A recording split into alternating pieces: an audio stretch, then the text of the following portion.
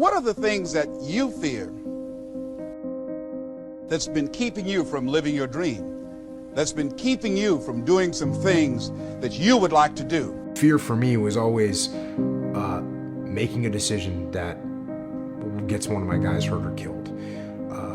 That was the fear. Actually, even having the fear of making a bad decision, running a bad operation, or having things go sideways and not being able to get under control. Those were the fears that you have. Fawn was being born out in the wild. When the fawn came out, my girl was like, "Oh, look at that, it looks like Bambi."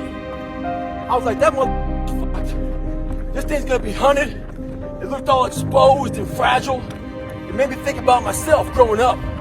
The only thing different about that fawn and me is that fawn couldn't hide, and I thought I could. And Abraham Maslow said that the life is about growth. And he said you can either go back to your comfort zone, and there you won't find any growth, or you must be willing to go forward and face your fears again and again and again. I struggled in class, so I picked the far back desk to sit in, hoping I never get caught on. I got exposed. You're never going to have a fear-free existence. I mean, some fear is acceptable and legitimate. There are some things that you really should be afraid of. Now, you shouldn't allow it to immobilize you. You acknowledge it, you take it into account, and you carry yourself accordingly. There are times that we should proceed with caution. When I was in the military, I was afraid of the water. I got exposed in that.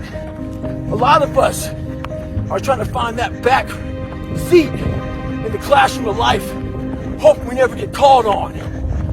Trust me, you will get called on. Your fears will always find you. They'll know where you're hiding. But it's the difference between being stopped by fear. It's the difference between having a fear and the fear having you. Do everything you can to mitigate the risk, but at the end of the day, you cannot worry about that. You think about it, but you can't let it own you. Acknowledge it, and knowing that it's okay. Don't condemn yourself for being afraid. It's fine to have some fears. You acknowledge your fears, you embrace those fears, and then you move on. We've done everything we can to mitigate those risks. So what are you gonna do? Don't worry about it anymore. Go out and play your game.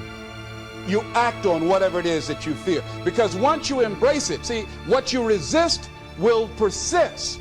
What you resist will persist. So one of the most important things is to begin to embrace your fear. Anybody will tell you that you're going to get to a certain point in your life in combat where you don't any longer care if you live or die. But you accept the fact that it can happen. And once you're not afraid to die, then what's there to be afraid of?